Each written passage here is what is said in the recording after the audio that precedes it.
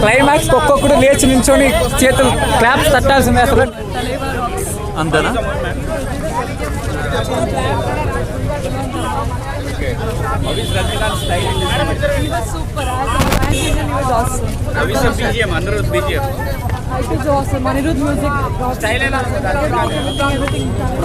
మీద వచ్చిన స్టోరీ కాబట్టి ఏదైనా రజనీకాంత్ గారు మెయిన్ ప్రకారం సినిమా చూడొచ్చు.